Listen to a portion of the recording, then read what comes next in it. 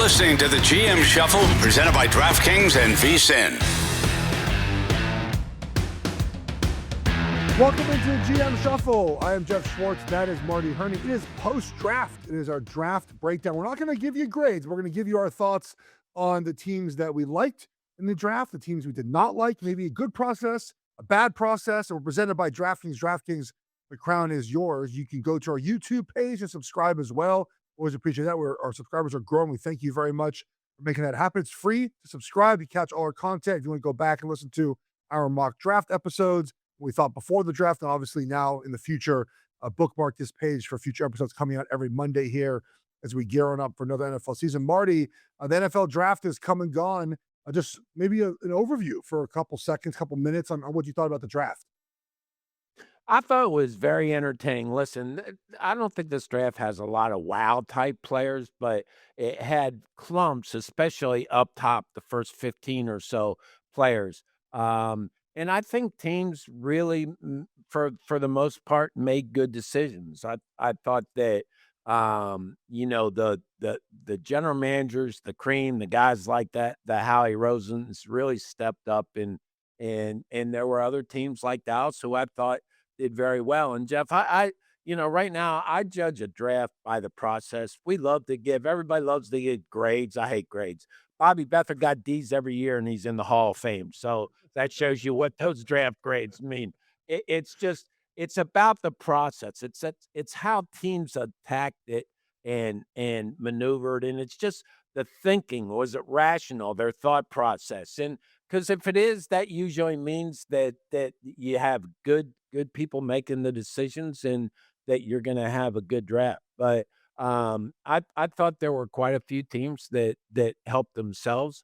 Obviously, Howie Roseman was in the Philadelphia Eagles were a huge topic, but teams like the Jets, I thought the Cowboys, the Browns, the Panthers, the Chiefs, I even like the Giants, the Bills process. I don't like usually when a team trades 2 or 3 times and gets out of the first round, but there were a clump of players there that were all the same. Yeah. So they moved back to 35 and got the pass rusher that they wanted in Christian Parker. I like that process. So, the Bengals did everything they could to help their defense. They took Cassius out at the top pick. So there are a lot of entertaining things to talk about, but I thought it was a very interesting draft because you could tell that there wasn't a lot of standouts each round, but there were players who fit teams, and the teams they fit would move up, and that's how the second, third, and fourth rounds went.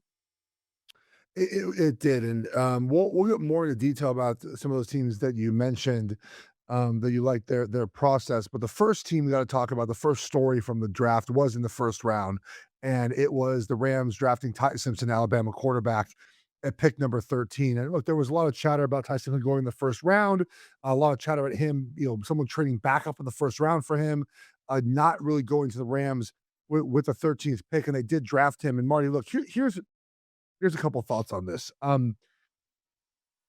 think it must be tough in your position, Marty, to figure out what our goal is for a given draft, right? Are we drafting for the future or for the now, right? And the Rams feel like a team going into this draft that needed to draft for the now, right? They were very close to making Super Bowl, presumably, and reports are that Matt Stafford's going to sign another extension for 1 or 2 years. It's a team that needs a couple players away from beating Seattle, right? Can they do it if they had 1 or 2 players in the draft? Potentially, especially at the right position. Then you also have to weigh what happens after Matt Stafford, right? What happens when we're done with Matt Stafford? Do we have a year rebuilding, or do we try to jump on it immediately? And they obviously chose that route over the getting the team better for this season route, right? And they went and got Ty Simpson from Alabama. You can look at a couple different cases where this has worked out, right? Very famously, Patrick Mahomes, right, was drafted by the Kansas City Chiefs. When people thought they need a couple players here and there, he sat for a year behind Alex Smith, became the starter, and the rest is history, right? Now, the difference, Marty, is that Ty Simpson is not Patrick Mahomes as a prospect, right? So you have a guy that has not played a lot of football. We talked about in previous episodes his flaws. You can go back and find those. I thought, Marty, given the situation the Rams were in, this was a massive overreach of a draft pick. Matt Stafford is going to play this season. I think he's going to sign a contract. The reports are for the next season as well. So when are you playing Ty Simpson? When are you playing the 13th pick in the draft, Marty? I didn't like it. I think you should have gone with a position to help you win now. I do get if you love the quarterback, draft him, take him. But I don't think he's going to play, Marty. I think they hope he doesn't play for a while. Yeah, Jeff, this one drove me crazy for a couple days trying to figure it out, right? And there are all kinds of I love to watch the draft. I love to watch the post pick interviews because I think it tells you a lot. And I've come up with maybe a really wacky viewpoint on this, but after kind of processing everything. So they shot me taking Ty Simpson at 13. Okay. There's some teams say that they are guys that say they thought they knew they were going to take him. You go back to the owners' meetings, and Sean McVay did a interview with Kay Adams from the NFL Network, and she actually brought Simpson up, and he said, "Well, you've probably seen more of him than I have, but I like him." He was really downplaying the quarterback. So now they take him. They shock me. They get to the post pick press conference, and initially, it really reminded me of the Cleveland Browns draft room last year after they took Shedeur Sanders. Sean McVay did not look happy. They were both very kind of quiet and didn't come out with the enthusiasm that you would think with a first pick. But I think the number one main objective in that press conference was Sean McVay telling Matt Stafford, this does not affect you. You're still our quarterback until you want to retire.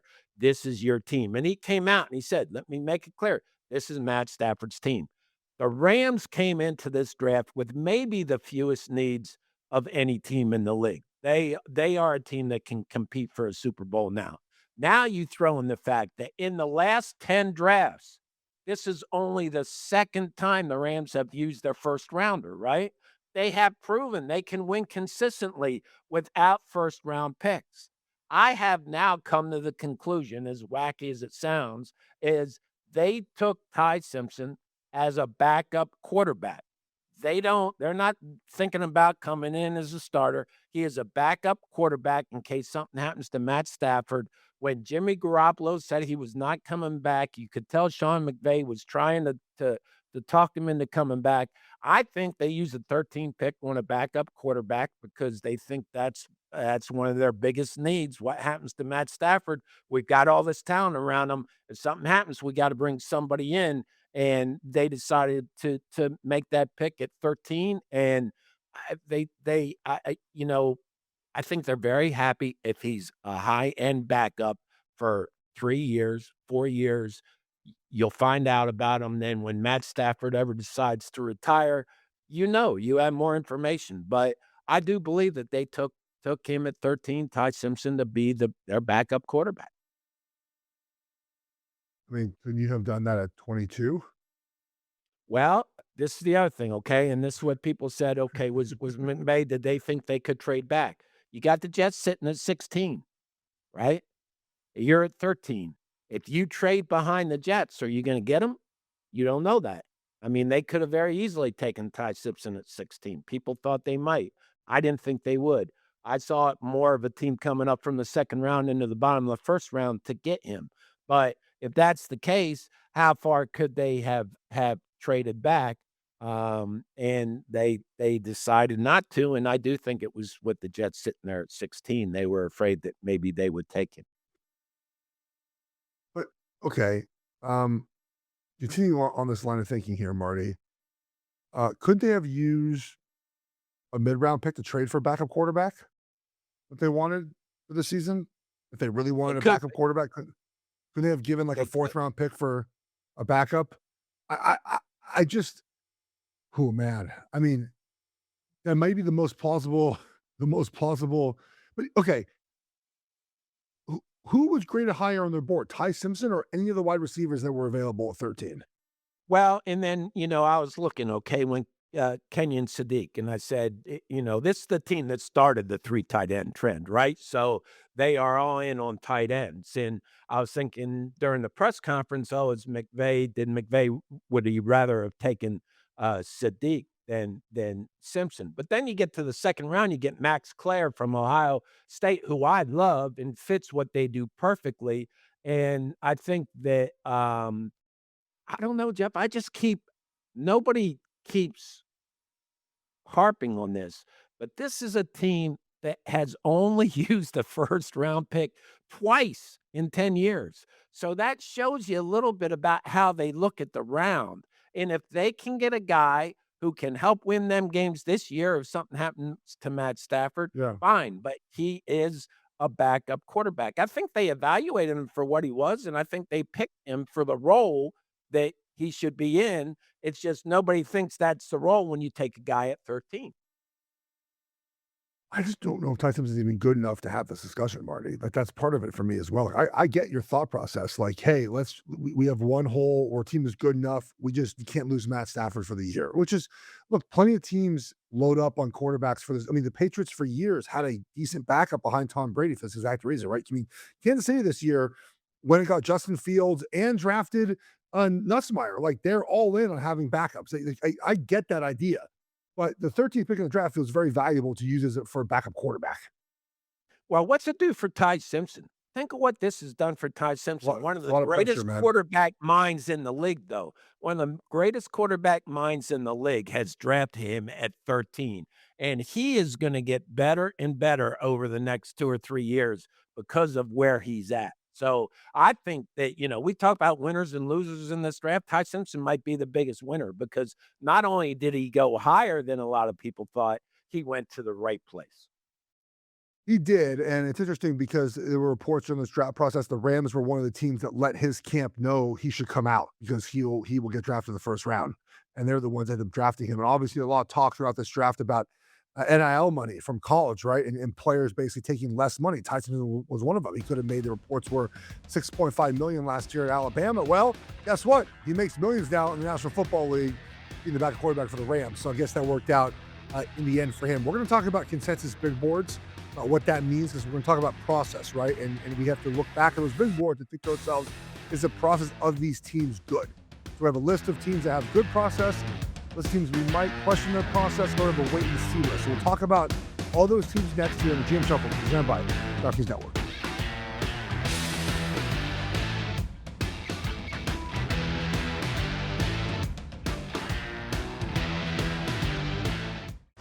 You're listening to the GM Shuffle, presented by DraftKings and VSiN.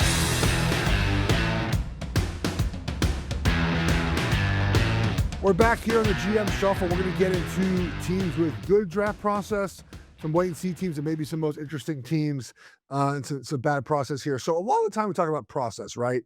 It's two things, right? It's one, how we perceive where teams should draft players, right? So it's based on our evaluation of the players, but also an evaluation on what essentially is a consensus big board, right? There are websites out there that basically take everyone's big boards. And again, those are people ranging from Mel Kiper, Daniel Jeremiah, Dane Brugler, to everyone. If I put one out there, and I've done it for enough years, they're going to include mine in a big board, right? So again, it's some people we know, some we don't, but in the end, they get one big board together. And so when a team drafts someone 32, we can look and say, okay, that player is sort of in the range of where they should be drafted based on the big board. Now, there's pushback in NFL circles about these big boards because, of course, Marty, you're not putting together a big board based on what we tell you to do it on your own. However, we have enough data over years now to realize the consensus big board is sort of about where it should be, right? Where we have data now where if you overdraft someone, we can look back and say where that person is on the big board and put that data together. So we talk about that through this process here. It is more accurate, I think, Marty, the NFL people want it to be when it comes to sort of reaching for players. Just your thoughts on the consensus big board that the media uses and sort of how we analyze these draft picks moving forward because of it. Well, it's interesting, Jeff, because in the first round, we would always have weeks before the draft on our front whiteboard, we'd put magnetic tags, and we'd have like 5 or 6 of the top consensus people for the first round. So every player would be, where that person had picked them to go in the first round. You don't do that for the rest of the rounds of the draft. But what you really do, and it's really up to your personnel people and your general manager, is to really get a feel for value of players around the league and where they're going to go and what the temperature is. That's why we're always talking about Howie Roseman. He does a great job at that. There's a lot of general managers that do a good job of that, but it's not necessarily just on the big board. But if you've got a guy up there in the second round or third round that you haven't talked about, you haven't heard anybody else talk about, you have to bring up those questions as far as what is his value. And there's two things about evaluations. It's evaluating the skill set and the fit and how he's going to help your football team, but it's also where his value is in this draft. And I think that we wouldn't rely on any consensus big boards, but we would go through with our scouts. And I think you have to ask the hard questions during the draft meetings and say, why do we have this guy this high? Isn't he going to be here at 5? And then you generate conversations amongst your scouts and coaches. Listen, everybody who is evaluated always comes up with a player or two in a certain draft that they love, right? So they're always going to want to take him sooner. But the general manager's job is to really have a good feel for the value of that pick. And it really doesn't matter what the consensus big board says, but where's he going to go? If we really like this guy, what is the lowest we can go and still feel like we have a very good chance to get him? Well, let's start the process of talking about teams that we thought did a good job in the draft, Martin. Let's start with the Philadelphia Eagles, who trade ahead of the Pittsburgh Steelers to draft Makai Lemon. They drafted Eli Sowers, the tight end, in the second round from Vanderbilt. Markel Bell, the big offensive tackle out of Miami. In the fourth round, Cole Payne. We talked about Cole Payne a little bit as a potential sort of sleeper quarterback.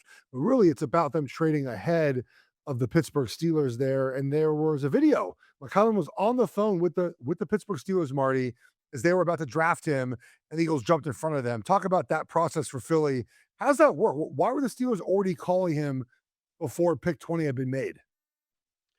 Everybody talks about sympathy pains from a husband when their wife is Yeah. pregnant. That's what I had when that whole thing happened. When that kid said, "Why are the Eagles calling me?" I doubled over in pain because you knew what had happened. Listen, this was a total perception win for Howie Roseman. It's sort of a little bruise for the Steelers. Could the Steelers have stopped the Eagles from jumping at that point? No, but the mistake they made is we would never call a player that we were gonna draft until the pick before us was in. And then the only reason you're calling him is to see that, he's there and healthy and everything's fine. But they should have never called the kid before Dallas made their pick. They assumed Dallas was making a pick. They assumed it was going to be a defensive player, and it just didn't turn out right for him. Now on the Eagles side of it, this is what Howie Roseman does, and every year I just get more and more respect for the guy.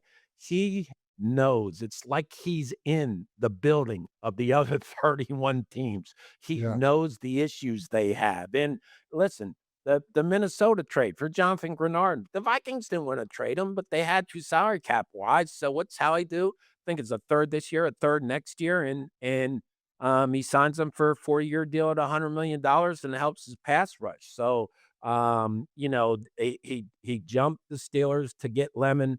And then I love the Eli Stowers pick at 54. I think this kid is, he's really a big slot receiver. He's a move tight end.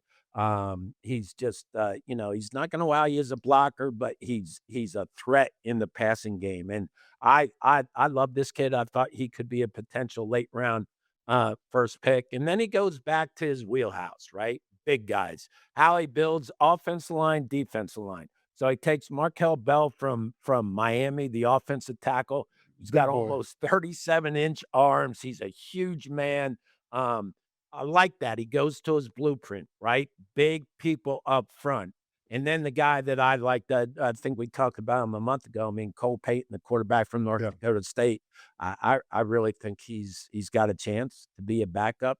I like his skill set, and a lot of scouts I talked to liked him, and so I just thought Philadelphia had a great pick, but it's about the process. Howie Yeah. Roseman is a master of the process, moving up to get to get Makai Lemon, and then doing the trade for Jonathan Greenard. I mean, it's just you have to have a great feel for everything that's going around you, and that gets us back to our last conversation. The general manager's got to know, hey, this guy hasn't been talked about. We don't see him on any boards. Let's go to our scouts. Where do you see him? So it's just about having a feel for value.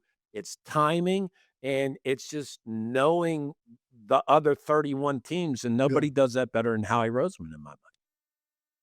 This is something that reminded me of a question I wanted to ask you. So you talked about when making the phone call to a prospect, you asked about health, and there was a video of Indy Reid doing the same thing. I saw a tweet saying like the point of these phone calls is to ask about their health.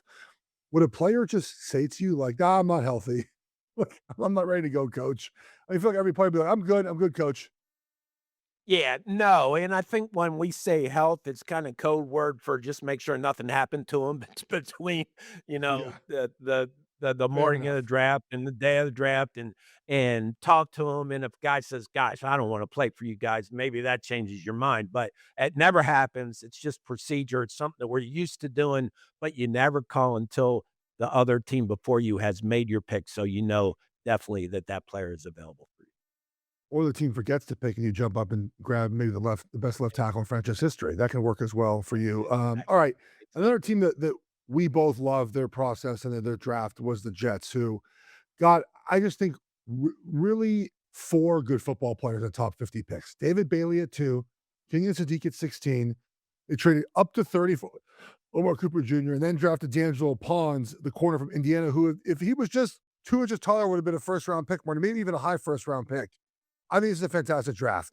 I think Bailey was the right I decision. You know how I feel about Sadiq? I agree. Cooper can catches everything, and Pons is fantastic. The Jets, to me, great process. And another guy kinda like Jeff where they got him was Kate Klubnik from Clemson. Yeah. He's not all bad, and to get him, with the 110th pick in the 4th round, I thought that showed good process. They really did. Showed very good awareness of how this process worked. It started before the draft when they had David Bailey canceled his 30 visit, and it had everybody scrambling in their heads. Are they not taking him? We thought they were taking Bailey. Are they taking Reese? And they didn't really need to do that. But then they stuck to their guns and took Kenyon Sadiq, who I think is just a tremendous pick. And then this is when they won me over in the with the next 2 picks when they moved up into the bottom of the first round to get Omar Cooper, and then the D'Angelo Pons pick was just listen, this kid's one of my favorite players in the draft. He's under 5'9", he's 5'8" and like 3/4, but man, he plays big. He's all over the field. Scouts love him. I think to get this kid in the second round with the 50th pick is just a tremendous pick. So the Jets have a blueprint. I mean, they did everything made sense, and it's a blueprint that they knew they had to upgrade their defense, and they did that in free agency as well. Only I think had 4 takeaways, but they just everything they did makes sense. So I really like this draft. If you like what you're hearing here, the GM Shuffle is even more VSiN Pro, betting splits, partnership runs, all was done in your first month. Go to VSiN.com to subscribe. Um, Marty, I think the Jets are set up very, very well for 2027 to draft a quarterback and get an offensive coach and just be really good moving forward if they hit the quarterback, right? Like that feels like a great spot for them, and they've done everything they have to do um, to to be in a winning position after the season. I don't think they're gonna win much this season. It's fine, it's okay.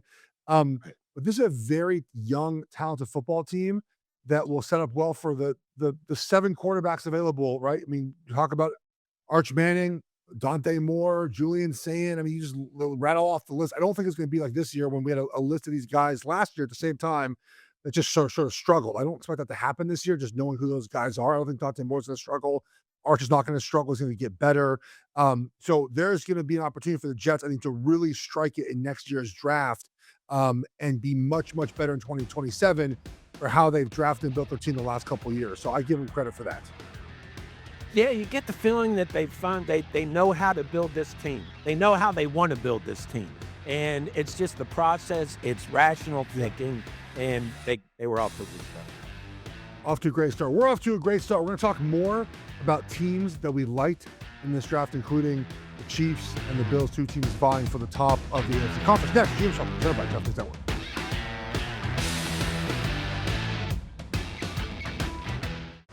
You're listening to the GM Shuffle, presented by DraftKings and VSiN.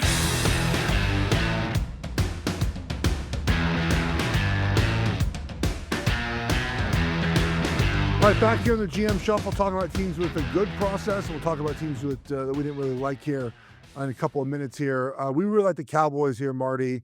I think they ended up with one of the best players in the draft in a trade with the Dolphins. Talk about the Cowboys.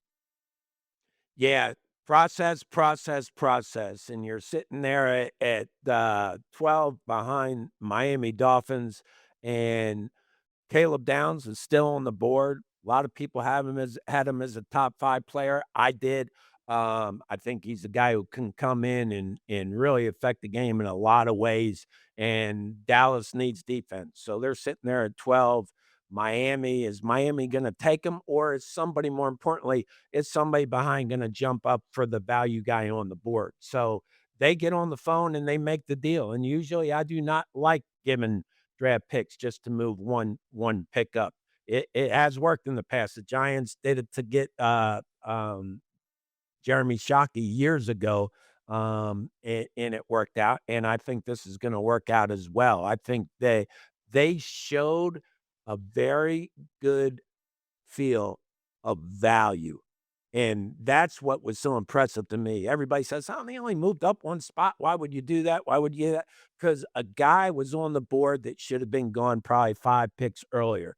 And they saw the opportunity. They trade up and got him. And then they used their next 2 picks on edge rushers. I think that Dallas's offense is so good that they have made it very easy to understand a blueprint for what they need to get to the next level, and that is defense. And that's what they did. They came into this draft and they drafted defense. They drafted, I think, 5 defensive players. And this team, I tell you, if these guys can come in and help on the defensive side, we all know how good their offense is. I think the Cowboys did a very good job, and it was really because of their process, their awareness, and they just had a good feel for the value on the board. Let's talk Cleveland Browns, Marty. I don't think we often include them in one of these discussions of best process here, but Spencer Furneaux, pick 9, they traded back, right, with Kansas City. Concepcion, the wide receiver, at the end of the mid-first round, pick 24. Pick 7 of the second round, pick 39, Denzel Boston. And then pick 58, Emmanuel McNeil Warren, the safety out of Toledo, Marty. I think 4 good draft picks, 4 solid draft picks. The only thing I'll say is Spencer Furneaux doesn't really fit the mold their offensive line coach has liked in linemen in the past. Kind of curious about that. With Warhop, he likes big old fellas like Caden Proctor is his type of guy. They went with Furneaux, who was higher graded for them. I think the Browns did a great job, Marty. The problem is they don't have a quarterback, really, in my opinion. That seems like a guy who's going to win them games moving forward. But the roster might be very good next season. Yeah, a couple things, and I'll hit on the quarterback in a minute. But I love their process. Trading back from 6 to 9. I like that trade for both sides. I liked it for the Chiefs and the Browns. Obviously, I would have taken a different player as well. I had Monroe Freeling as my top offensive lineman. But listen, the process and the thinking was very good there. They moved back. They got value. Then they took 2 receivers with really different type skill sets in KC Concepcion and Denzel Boston, a big physical receiver, and Concepcion is just a quick, lightning fast, can when he gets the balls in his hands, he makes chunk plays. He's just got to catch the ball more consistently. And then, in the second round, pick 58, Emmanuel McNeil Warren from Toledo, the safety. I mean, he was talked by some of us, at least I thought he had a chance to go in the bottom of the first round. So I just thought that they did a very good job in this draft. Again, their thinking was reasonable. And then you go down, the pick I love was a 6th round pick, 182, Kalen Green, the quarterback from Arkansas, we've talked about him on this show before. I love his athletic ability. He's got some traits of Lamar Jackson. I'm not comparing him to Lamar Jackson. I'm just saying that Todd Monken knows what he wants in quarterbacks. This kid's got a skill set. You can use him in packages. I really like that 6th-round pick at 182. Let's move to a team that we both know very well here, the Carolina Panthers, who I thought did what they had to do in this draft. They got themselves a left tackle. They have injuries in that tackle position, plus not a lot of offensive linemen signed in the future. Lee Hunter, who's a fantastic defensive tackle, he just didn't test very well, but the film doesn't lie there. And then they got Brazil out of Tennessee, who's a blazer at wide receiver. It felt like for all 3 picks in the first 2 rounds, they got exactly the player they needed to help their team out now. Yeah, and I love starting with the offensive line, and obviously Monroe Freeling was my top lineman. I love this pick.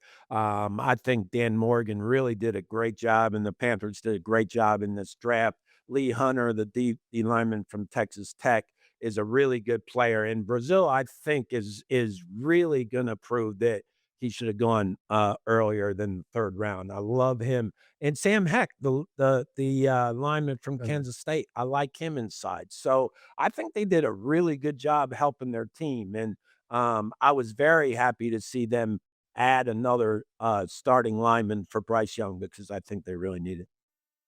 They do, and Freeling will play right away at left tackle. One final team here for the teams that we like their process. The Kansas City Chiefs, Marty, traded from 9 to 6 for Delane. They drafted Peter Woods with their second first-round pick.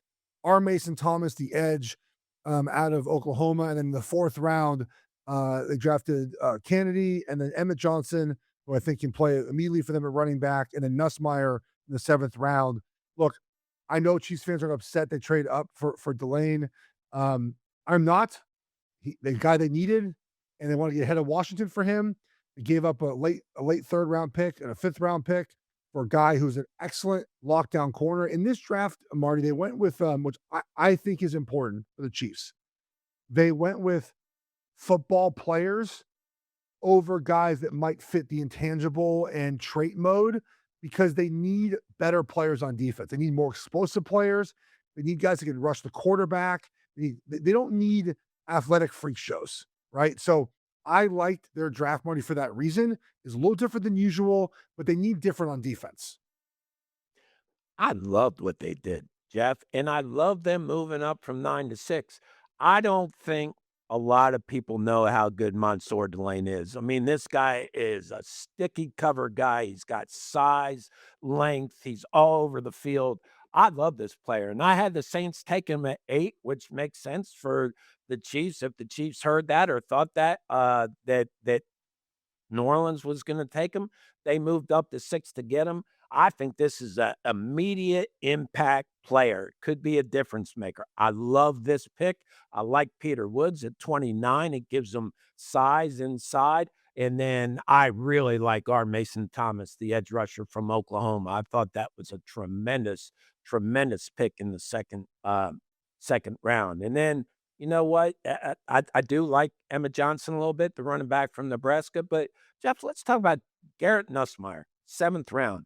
I thought that was a great pick. It's a great shot. I mean, this kid has some ability, and he's not a mobile guy. He's not gonna get to the edges a lot, but he can be an accurate quarterback at times. Obviously, his dad, he's been in the game. He knows the game.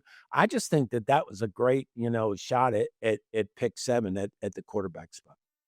And Nussmeier has like a cyst right on his lat, or there's a medical issue too, Yeah. right? That knocks him Yes. down Yes. as Yes. well. Speaking about that, I want to get your reaction quickly to Jermon McCoy dropping all the way to the top of the 4th round for the Raiders. There's a report that it came out that he has a knee issue that will require surgery at some point. That surgery could sideline him for the rest of his career. It could be career-ending injury if they can't fix the issue for surgery, Marty. And obviously a player good enough to come out in the 1st round, top of 4th round. What do you make of McCoy dropping? It's a shame, and Jeff, it's basically, he had the ACL, and then when they fixed that, and this happens sometimes, But to me, now I'm not a doctor, but just from reading stuff, and it sounds like if the doctors were meeting with me, they would use the word condyle defect, and it they would always call it peeling paint, but it's basically the cartilage that basically provides the cushion between the bones in the knee, and that seems like it sounds like that's deteriorating. When it does, there's not a lot you can do, so it does threaten your career, and it's a shame because this kid would have been a top 15 pick. And this came up in the medicals, and I think that, every team had it, and that's why he dropped. And I just feel so bad for kids when this type of stuff happens because they work so hard. But that's the reason he dropped. Yeah, and it seems like it could be bad, right? But the Raiders, I think, got a great value, right, with him right Yeah, at the top of take the a 4th shot, round. If he ends right? up, yeah, Take a shot. if he ends up being good.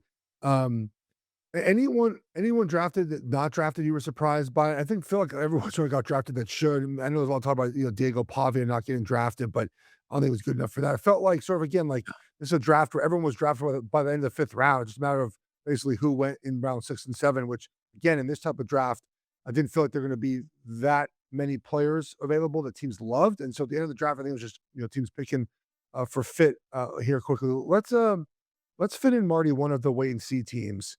And that's the Minnesota Vikings here, who you put down in the draft, sort of a wait and see. What did you not like about their approach? Caleb Banks was the first pick in the 1st round.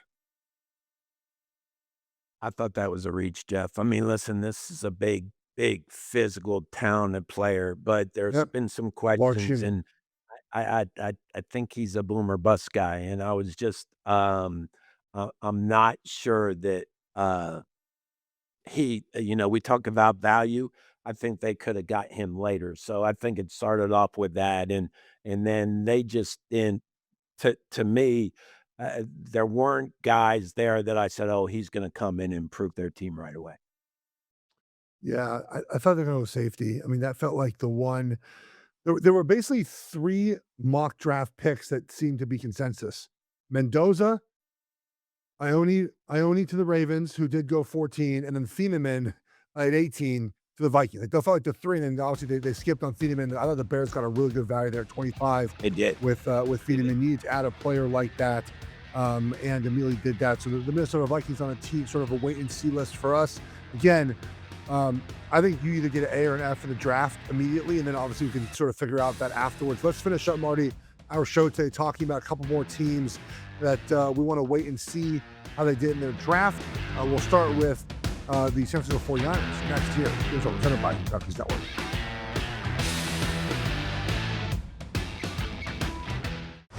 You're listening to the GM Shuffle, presented by DraftKings and VSiN.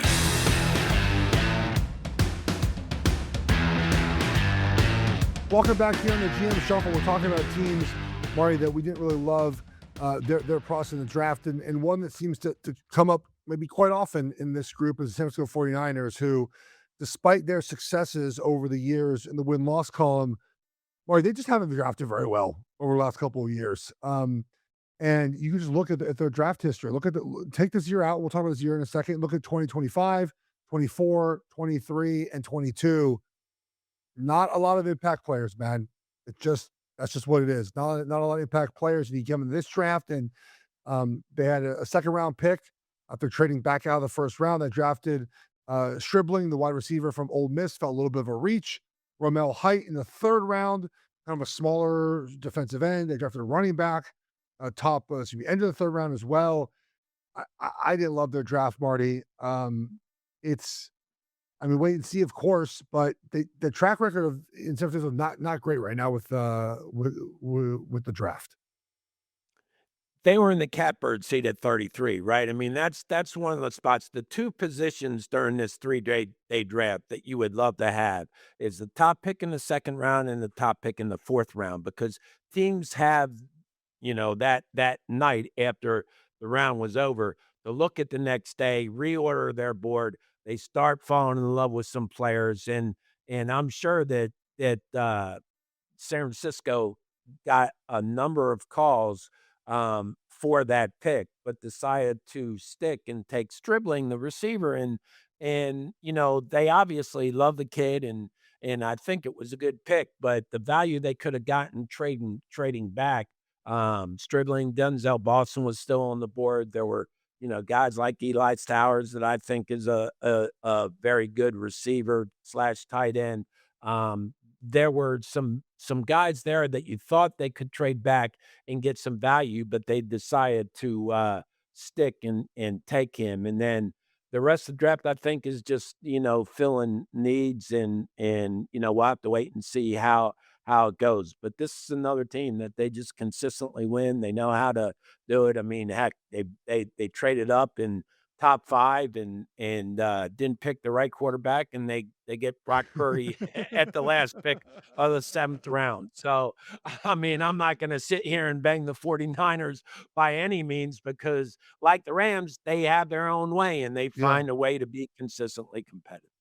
But isn't the problem with the Niners the same problem I've had for years now, where they are very top heavy, Marty, and the second they have one or two injuries, that's like the end of their season. And look at their depth chart right now, it's exactly the same way, right? I mean, look at their depth chart. Wide receiver right now, Mike Evans, who, I don't know how much he's got left in the Yeah. tank. Pearsall, who can be good, I think. Christian Kirk. Now it's Stribling, who's their fourth wideout, potentially Demarcus Robinson, sort of on his fourth team now. Offensive line, Trent Williams, incredible. Colby Connor, Jake Brindle, Pooney, McKivitz, it's okay. Kittle, obviously. Running back is good, right? But defensively, there are a lot of dudes that got to stay healthy. Every time they get guys hurt, there's no depth there, right, Marty? And it feels like this draft doesn't really provide them with all that depth. So we'll see, obviously, how they do here. Another team that I'm questioning, Marty, a little bit, the process is the Tennessee Titans. I just drafted Carnell Tate, fine. Then Kendrick Falk, we talked about this. You're just banking, I guess, on traits. Then Anthony Hill Jr. in the second round, again, you're banking on traits. You're just hoping that you turn those two defensive players in Robert Saleh's defense into something they really haven't shown on a film yet. Yeah, and that's why this is definitely a wait and see, because Kendrick Falk could be a really good player. Listen, I probably have him graded lower than anybody, but he is a big physical presence up front on the defensive line, and Anthony Hill's got some versatility as an edge and off ball linebacker. He's got some flexibility, I think, that Tennessee will do a very good job of using. So and I also like a little bit the running back out of Penn State, Nicholas Singleton. So, we'll see how this goes. I'm not ready to say that it was a bad draft at all. I do like Carnell Tate at 4. Listen, I wrote down as soon as they picked him, because I knew everybody was going to say it was a reach. It was a surprise, but it was not a reach. Carnell Tate is the best receiver in this draft. And you when you look at analytics, the way analytics approaches draft, okay, wide receivers, offensive tackles are always going to be high. And if you see that the draft reflects that a little bit. But Carnell Tate is a very reliable, dependable receiver who separates. The 40 time at 4.54, I think got people down on him a little bit, but that's plenty fast, and his play speed is much faster. I really like Carnell Tate, and I like the pick. Falk, again, it's a matter of fit. I wasn't as high on the player, and I do like Anthony Hill a lot. So we'll see how that goes. I agree with those takes as far as just sort of a wait and see approach for them, but I just didn't think that was a great combination of players Right. early in the draft. Let's talk about the Arizona Cardinals here, Marty, who drafted Jeremiah Love at 3 overall, and then they drafted Bastones, right, and then Carson Beck. I just the running back thing at 3 with them. I'm going to stand firm on what I believe in this situation, Marty, is that you can only draft a guy like this if you have the pieces in place to use him, and they just do not have that right now. And you're paying him $50 million guaranteed, the highest contract in the history of the NFL for running back. And you're hopeful that next year you draft a quarterback, and then the year after that, presumably in year 2 of that quarterback, the running back and offensive line are settled. I thought you should just draft Reese and be done with it. Draft the best defensive player on the board who's going to play for you immediately. You know he's going to be in the NFL. just like the Raiders last year, I think they wasted the Gentry pick, and I feel like right now Cardinals are so far behind offensively that Jeremiah Love doesn't help them move the needle that much to figure out the quarterback situation. I think there's pretty good significant separation between Jeremiah Love and Ashton Genty. I really do. I think that. So you say you're not in favor. You do not agree with taking the best player available on the board. Not if it's a running back at 3, no. I'm just messing with you. No, I I mean, love Jeremiah Love. I just don't. I think we have so much data now on this that we've seen running backs drafted that high mostly are to bad teams, and they never reach their full potential on that bad team until they go somewhere else, and they're on a much better team. And I think that's the same situation happening here. Saquon Barkley, Derrick Henry, guys like that. Yeah, but Saquon Barkley reached his full potential on the other team, on Philly, when he got to Well, good whose fault offensive was line. that? Whose fault was that? I mean, Well, that that's my wasn't his point, right? fault. Saquon's a good point, though, right? Like, the Giants didn't have the pieces in place to use him properly They made the when he went to a playoffs with team him. that had when he was on a team that had the pieces, he rushed for 2,000 yards. But they made the playoffs. So my point is this, Jeff, is that, the media, this is all stems from analytics. Oh, running back that high, it can't be it. We don't like him. This kid was the best player on the board. Take Mendoza off. He's a quarterback. But as a runner, as a receiver, you can put him in the slot. I asked you off air, and what if he's Christian McCaffrey? Is he still a mistake at 3? I read these, and I should not read these grades because they drive me crazy. But somebody gave Arizona a C for taking Jeremiah Love.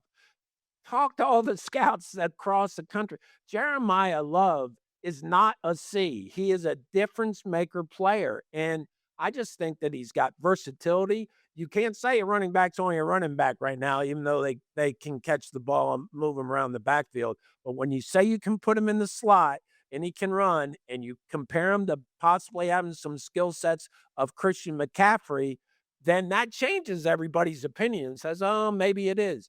The best way to help an offense right now that does not have a top starting quarterback, and I love Jacoby Brissett, is to get a running back, get the offense balanced, move him around, get him the ball as much as you can, and have a guy who can make plays. So I know nobody likes the Jeremiah Love pick because he's a running back at 3. I love it. Let's talk about another team that you want to have a wait and see mode here, and that's the Atlanta Falcons here, Marty. They drafted a Terrell in the second round, the corner from Clemson. Now, remember, they don't have the first round pick because James Pierce Jr. was taken last year. They trade backup Zachariah Branch, the wide receiver, sort of slash special teams player from Georgia, and they drafted a linebacker, Daniels from Oklahoma. In the fourth round, they drafted Harold Perkins out of LSU. Who, man, after Perkins' first year at LSU, I thought he was going to be the best player in college football on defense. Just never happened. What do you not really like about the Falcons draft? Uh, I wasn't very high on the Falcons draft. I'm really having a hard time picking choosing a pick I like because Avion Terrell at 48, he's a good pick. He can't run. He didn't run at the combine or the pro day. I just think that this was a draft. Jeff, I think the Atlanta Falcons in previous years have been one of the top teams drafted, and they've gotten difference makers in the first round. Obviously, they didn't have a first round pick that really hurts you, especially in this type of draft. But I'm just kind of have to wait and see. Maybe they've seen some things in these guys. I was not particularly excited, really, when I went through pick 48 through 231. So, Marty, now that the new league year essentially is upon us, what are front office staffs doing this week?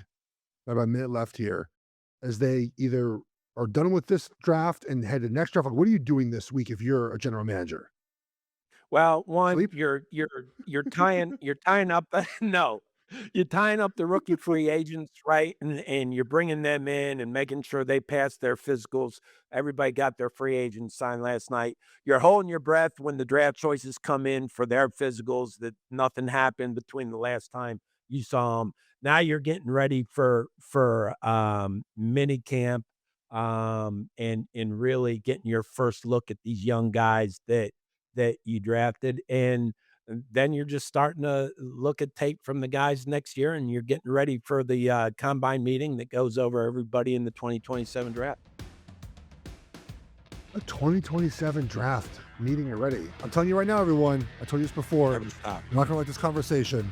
Arch Manning will be the first pick in the draft next season. You better deal with it now. It's going to happen. You're not going to like it. You can hate the conversation.